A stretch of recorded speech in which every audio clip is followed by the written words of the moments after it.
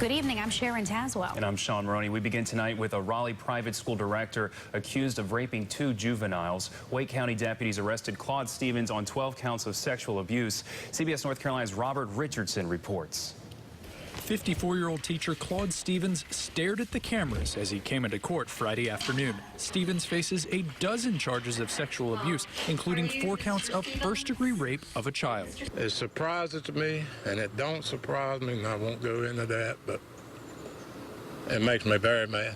Glenn Davis lives next door to Stevens. He says the two weren't friends, but he never had any problems with Stevens. It upsets the heck out of me. Well, my neighbor.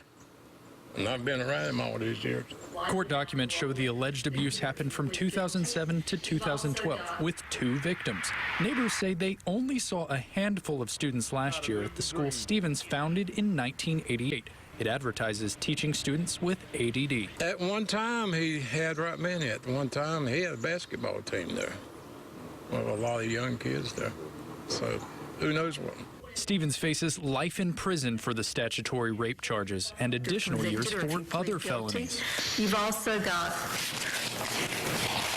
8 counts of taking indecent liberties with a child. If he posts a $5 million bond, the judge won't allow him around students. No contact with anyone, with the victim or anyone under the age of 16. The Academy's website says school starts August 29th.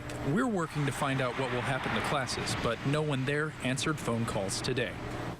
That was Robert Richardson reporting. Wake County deputies say they're still very early in their investigation. They want anyone aware of other inappropriate interactions between students and Stevens to contact the sheriff's office. And we've been digging into Stevens' background and the rules that regulate private schools such as Stevens Prep Academy. CBS North Carolina investigates Jonathan Rodriguez joins us in the studio with what we've uncovered. Jonathan?